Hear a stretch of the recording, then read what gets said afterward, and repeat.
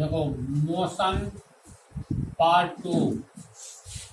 इससे पहले वाला पार्ट में तुम लोगों को बतलाए थे विराम किसे कहते हैं, अर्थात विराम की स्थिति क्या होता है, गति यानी मोशन। मोशन किसको कहते हैं ये तो बतला दिए थे। दुनिया में कोई भी चीज तुलनात्मक होता है। कोई गोरा इसलिए होता है क्योंकि कोई आदमी काला है तब नहीं गोरा है जी। कोई काला है इसका मतलब कोई गोरा होता होगा तब न काला है। कहते हैं कोई अमीर है इसका मतलब कोई गरीब है। मान लो ए नाम का व्यक्ति है और बी नाम का भी व्यक्ति है, इसके पास 1 लाख रुपया है, इसके पास 5 लाख है, तो दोनों में किसको अमीर कहा जाएगा? बी को कहा जाएगा क्योंकि इसके पास 5 लाख है। कहा जाएगा ए और बी में कौन धनी है, तो कहेंगे बी। कोई आदमी तीसरा आदमी इसी गांव में आ गया, इसको 6 लाख रुपया है, अब बोलो तो, और एक गांव से बाहर चला गया, अब कौन गरीब है कौन अमीर है? सी अमीर हो गया, बी गरीब हो गया। तो हर एक चीज दुनिया में तुलनात्मक है। कोई अमीर है इसका मतलब कोई न कोई गरीब है, कोई गरीब है इसका मतलब उसके सामने में कोई अमीर है, कोई काला है तो उसके सामने में कोई गोरा है, कोई मान लो बौना है, बौना मतलब द्वार, इसका मतलब इसके सामने में कोई लंबा व्यक्ति होगा। तो जो कुछ भी सोचोगे, कोई पढ़ने में तेज है इसका मतलब उसके सामने में कोई भूसकोल है। तो दुनिया में सब कुछ तुलनात्मक है, अर्थात तुलना किया जाता है। अगर तुलना नहीं किया जाएगा तो न तो अमीर रहेगा, न गरीब रहेगा, न कोई गोरा रहेगा, न कोई काला रहेगा। इसी तरह विराम और गति दोनों पद आपेक्षिक है, रिलेटिव है, यानी तुलनात्मक है।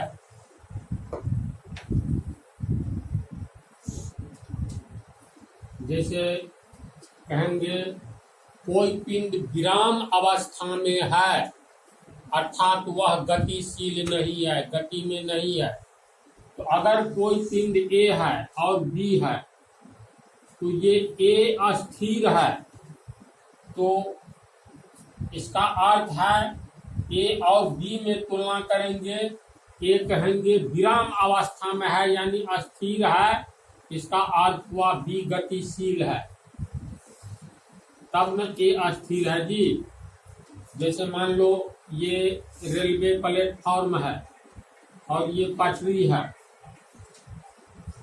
रेलगाड़ी आ रही है तो हम कहेंगे ये रेलवे प्लेटफॉर्म अस्थिर अवस्था में है और चलती हुई ट्रेन गतिशील अवस्था में है।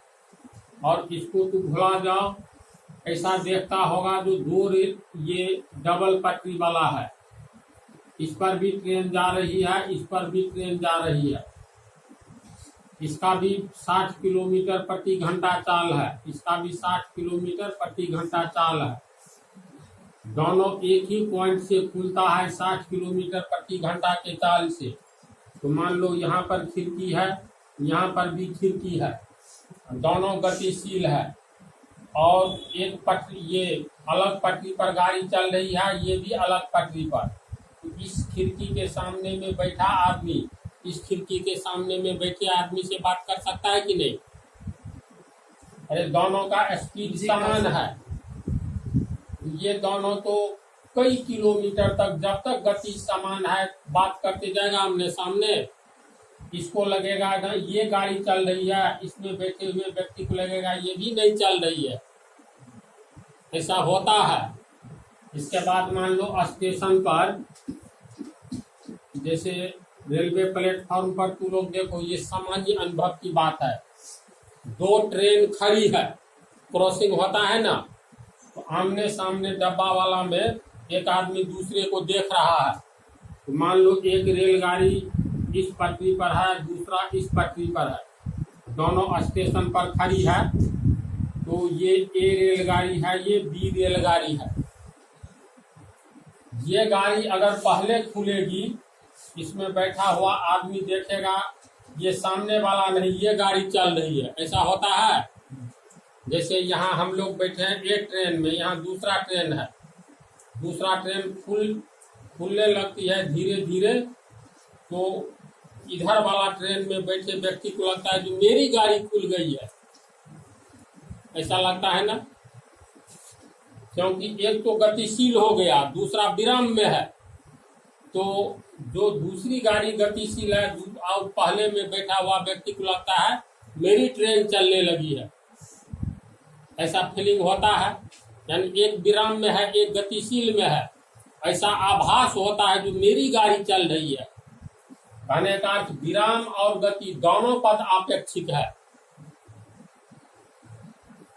दो रेलगाड़ी एक ही दिशा में समान गति से जाएगी तो दोनों में बैठे हुए व्यक्ति को लगेगा जो दोनों गाड़ी, ये सामने वाला भी अस्थिर है, सामने वाला को लगेगा मेरे सामने वाला ट्रेन अस्थिर है। और वही उदाहरण दूसरा जो दिए, एक रेलगाड़ी खुल गई, इस गाड़ी में बैठे हुए आदमी इसको देखेगा, लगेगा ये गाड़ी अस्थिर है, ये गाड़ी चल रही है। यानी विराम अवस्था और गतिशील अवस्था, विराम और गति दोनों तुलनात्मक शब्द है। हम लोग चले आगे की ओर। गति कितने प्रकार के होते हैं? देखो, गति कितने प्रकार के होते हैं? मुख्य रूप से 4 प्रकार के होते हैं। तो लोग दर्जी को मशीन चलाते हुए देखा होगा।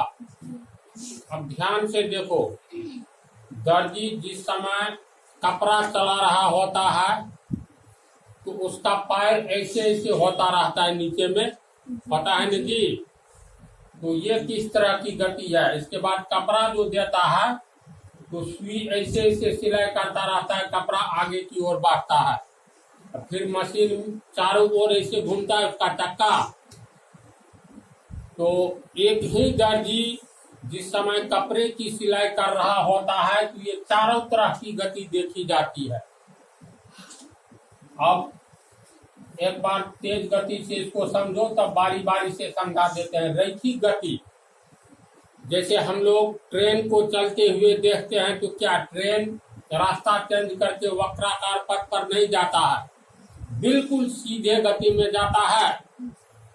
एनएच जो सीधे है, बिल्कुल सीधे, जहां पर टर्निंग है इसको छोड़ दो, मान लो 3-4 किलोमीटर तक स्ट्रेट यानी सीधा है, तो एकदम सीधी सरल रेखा में उस पर कोई भी पिंड चलेगी, मोटरसाइकिल हो या बस या कुछ भी। इसके बाद जैसे सूरज के चारों ओर पृथ्वी घूमती है, ये मालूम है ना, तो पृथ्वी एक वृत्ताकार कक्षा में गति करती रहती है। पटरी पर चलती हुई रेलगाड़ी एक सीधी सरल रेखा में जा रही होती है। झोला झूलते हुए देखा है, ऐसे झूलता है ना, ये किस तरह की गति है। जब हम लोग सड़क पर सीधे मोटरसाइकिल चलाते हैं या आसमान में हवाई जहाज, इसको तो साइड नहीं लेना रहता है, एक सीधी रेखा में चलता है। सूर्य स्थिर है, इसके चारों ओर पृथ्वी चक्कर लगा रही है, इसका मतलब गति के भी कई प्रकार हैं। तो पहला रैखिक गति, लीनियर मोशन, दूसरा वृत्तीय गति, सर्कुलर मोशन, तीसरा दोलनी गति, चौथा आवर्त गति, पेरियोडिक मोशन। बारी बारी से परिभाषा लिखो, इसके बाद समझाते हुए चलते हैं। देखो, पहला लीनियर मोशन, जब कोई पिंड का अर्थ तुम लोगों को बतलाए थे, फिजिक्स की दुनिया में हर एक वस्तु को हम लोग पिंड कहेंगे, चाहे सूर्य हो या बंदूक से निकली हुई गोली हो या मान लो कोई भी पदार्थ, उसको पिंड ही हम लोग कहेंगे। जब कोई पिंड सीधी सरल रेखा यानी सरल रेखीय मार्ग, वह मार्ग जो सरल रेखा जैसे सीधी हो, तो जब कोई पिंड सीधी सरल रेखा यानी सरल रेखीय मार्ग पर मोशन में यानी गति में रहता है तो उस पिंड की गति को रैखिक गति कहते हैं। सीधी परिभाषा है ना। कोई भी पिंड अगर एक ही सरल रेखा में या एक सरल रेखीय मार्ग में गति करता है तो पिंड के इस तरह की गति को हम लोग लीनियर मोशन या रैखिक गति कहते हैं। जैसे आसमान में उड़ता हुआ हवाई जहाज, बोलो तो आसमान में जब हवाई जहाज उड़ रहा होता है तो एक सीधी सरल रेखा पर उड़ता है ना, या हेलीकॉप्टर, हवाई जहाज या हेलीकॉप्टर जब आसमान में जाता रहता है, उड़ता रहता है, तो अप डाउन नहीं होता है, नहीं होता है, ऐसे ऐसे ऐसे ऐसे भी नहीं चलता है, बल्कि एकदम सीधी सरल रेखा पर वह आगे की ओर बढ़ता रहता है।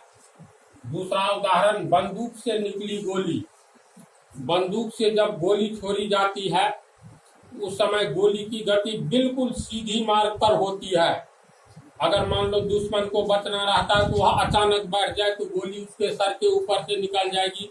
ऐसा ना जो दुश्मन मान लो बैठ गया तो गोली सीधी मार्ग पर जा रही है, अचानक वो भी नीचे की ओर जाएगा, ऐसा भी नहीं होता है, नहीं होता है।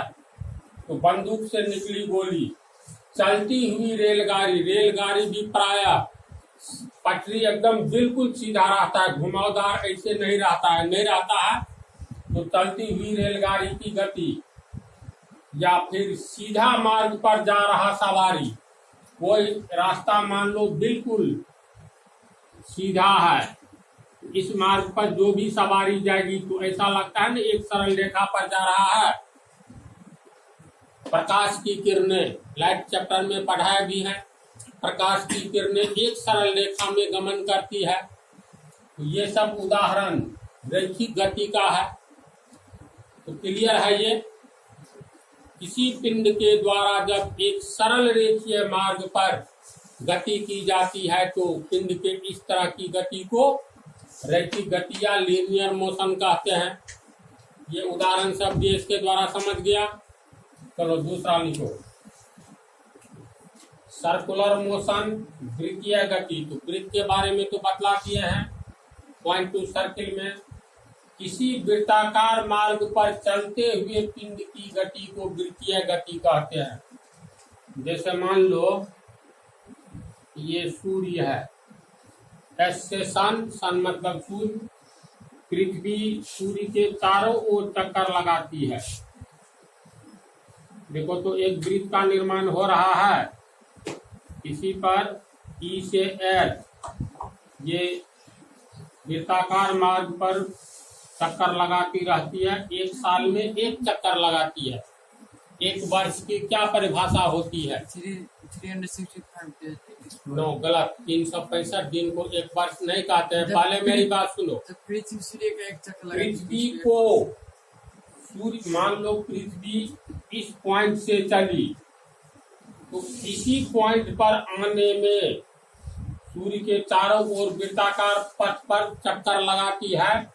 तो पृथ्वी को सूर्य का एक चक्कर लगाने में जितना समय लगता है उतने समय को हम लोग एक वर्ष कहते हैं, न कि 365 या 366 दिन को हम लोग एक वर्ष। चूंकि लीप ईयर को माइनस कर दो तो पृथ्वी को सूर्य का चक्कर लगाने में कितना समय लगता है?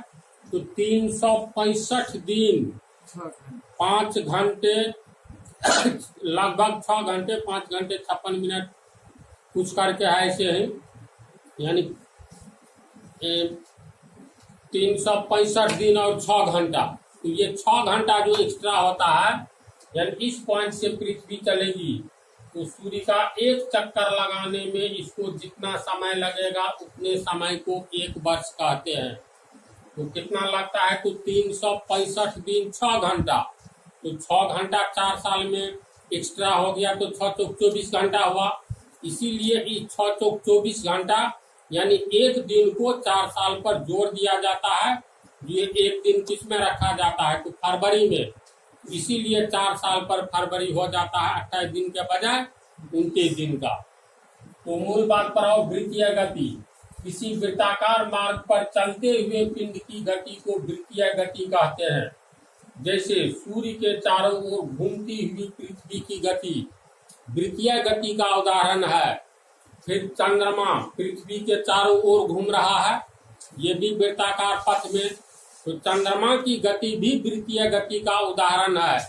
इसके बाद गोलंबर होता है ना जी, गोलंबर के चारों ओर साइकिल से या कोई आदमी चक्कर लगा रहा है, तो उसकी गति को क्या कहा जाएगा? वृत्तीय गति। इसके बाद लट्टू घुमाता है ना, या मान लो मार्कर है, मार्कर में एक धागा बांध दो और धागे में मान लो एक छोटा सा कोई वजन हल्का रख दो, फिर इसको ऐसे घुमाओ तो ये देखना धागा एक वृत्ताकार पथ पर ये ऐसे घूमने लगेगा। दो पिंड बांधते रहोगे, इसकी गति भी हो जाएगी वृत्ताकार गति का उदाहरण। तो समझ में आ रहा है वृत्ताकार गति क्या है? साइकिल के चक्के की गति कैसी होती है? वृत्ताकार गति का उदाहरण, जबकि उस पर बैठा हुआ व्यक्ति जो साइकिल से एक जगह से दूसरे जगह जाता है, उसकी गति होती है रैखिक गति। लेकिन चूंकि साइकिल का चक्का को एक वृत्ताकार ढंग से न घूम रहा है, तो ये हो गया वृत्तीय गति। तो वृत्तीय गति, किसी वृत्ताकार मार्ग पर चलते हुए पिंड की गति को वृत्तीय गति कहेंगे। जैसे इसके बाद एक उदाहरण आओ, अगला उदाहरण लिखो। इस उदाहरण में देखो, वृत्तीय गति में गोलंबर जान रहा है ना, गोलंबर के चारों ओर साइकिल से चक्कर लगा रहे व्यक्ति की गति वृत्तीय गति का उदाहरण है। गोलंबर होता है ना जी, सब जान रहे हो। सीधी मार्ग पर साइकिल सवार की गति तो रैखिक गति का उदाहरण है ना, लेकिन चक्का जो साइकिल का घूमता रहता है, तो साइकिल के चक्के की गति वृत्तीय गति में घूमता है, तो लेकिन साइकिल के चक्के की गति वृत्तीय गति का उदाहरण है। इसमें एक चीज याद रखना है, कोई भी ग्रह सूर्य के चारों ओर घूमता है तो किसी भी ग्रह की गति वृत्तीय गति का उदाहरण होगा। एक बात और, जब कोई पिंड एक सरल रेखा में चल रहा होता है, मान लो ये सड़क है, तो उसकी दिशा कहीं बदलती है? नहीं बदलती है। लेकिन वृत्तीय गति में ये केंद्र है, मान लो ये कोई गोलंबर है, चार दिशा से सवारी आती है, इस गोलंबर पर कोई पिंड मान लो चक्कर लगा रहा है, उसकी दिशा क्या होगी? क्वेश्चन लिखो तो अगले पार्ट में बतला देंगे। क्वेश्चन लिखो, वृत्ताकार मार्ग वृत्तीय गति में अगर कोई पिंड है, वृत्तीय गति में अगर कोई पिंड है तो उसकी दिशा क्या होगी? पहला क्वेश्चन। दूसरा क्वेश्चन, सरल रेखीय मार्ग पर किसी गतिशील पिंड की दिशा क्या होती है? पहले इसी को बतलाएंगे और तब वृत्ताकार मार्ग पर किसी गतिशील पिंड की गति की दिशा क्या होती है? ये दोनों क्वेश्चन +2 बच रहा है, तो अगले पार्ट में बता देंगे।